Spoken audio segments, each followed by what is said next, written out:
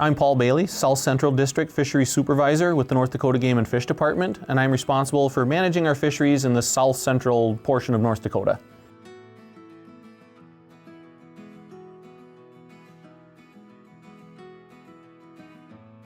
Dissolved oxygen levels across so many of our district lakes looked really good this year. So the mild winter and the lack of snow allowed most of our lakes to come through unscathed. In fact, we didn't document any lakes with winter kill conditions, at least through mid-February this year. I guess we ended the summer a little bit dry last year, so a lot of our smaller prairie lakes are down just a little bit, but that really didn't cause any issues yet. Another dry summer could certainly start exacerbating some low water issues. Bigger concern might be with Lake Oahe this year. Given where we ended the year last year, water levels are down a little bit, and currently we're sitting kind of decent for mountain snowpack. But we hope that continues to progress through building more mountain snowpack here through the end of April, and hopefully be able to maintain good boating access on Lake Oahe. But if things dry up a little bit out west, we could be dealing with some more marginal boating conditions on Lake Oahe. Obviously, our premier fishery in the south central part of the state is the Missouri River and Lake Oahe. Walleye numbers there are pretty good right now, and I think what anglers noticed a lot last year, and what we noticed in our sampling as well, is a few nicer sized walleyes out there right now. We've always had that trophy opportunity out there, but I think anglers were encountering a lot of those, say, 11, 12, 13-inch fish in recent years. Last year we saw quite a few of those fish now getting up over that 15-inch range. So we've got more of those 15 to 18-inch fish out there than we have in recent years. So I think that's something a lot of anglers will be pretty happy with on the Missouri River and Lake Oahe. A lot of our prairie lakes, walleye really are going to be the best game in town for sure. We've got tremendous walleye fishing opportunity out there in so many of our prairie lakes right now.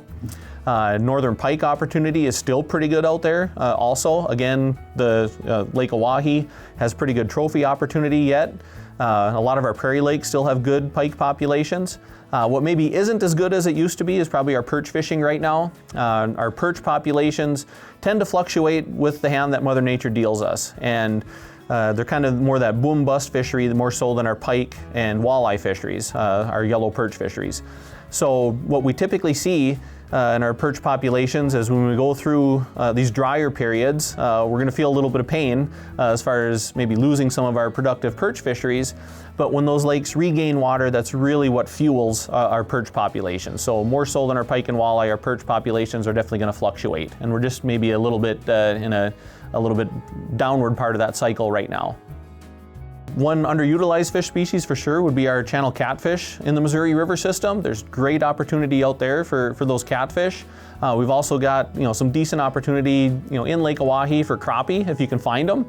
They're not as abundant as they were a few years ago, but there's some really nice crappie out there. We've got some bluegill opportunity in places like McDowell Dam, Harmon Lake.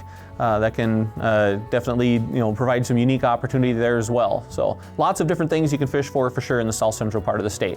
Shore fishing opportunity is pretty good, especially along the Missouri River system. That there's lots of opportunity there as well, but many of our prairie lakes have good opportunity as well. And you can get an idea of that, where some good shore fishing opportunity might exist by going to our Game and Fish website and clicking on that Where to Fish link. We've conducted numerous walleye tagging studies in the past on a lot of our prairie lake fisheries, and then our big three fisheries as well, Sakakawea, the Missouri River, Oahe, and Devil's Lake. This year we're going to try and update that information for the Missouri River and Lake Oahe fishery. We're partnering with South Dakota Game, Fish, and Parks to tag walleye between Garrison and Oahe dams. So the information we have there has been extremely valuable from the 2013 through 2016 walleye tagging study, but that information is getting a little dated now, so we want to update that and make sure we've got the right regulations in place for the long-term sustainability of that walleye fishery. And then we've also conducted numerous walleye tagging projects on some of our prairie lakes. Recently here we've done Alkaline Lake, Dry Lake, Rice Lake down by Strasburg, Lake Josephine. Last year we did West Lake Napoleon, and then this coming year we're also going to do Horsehead Lake. So the most recent one, West Napoleon, we found some interesting things there, as we always do with our tagging studies.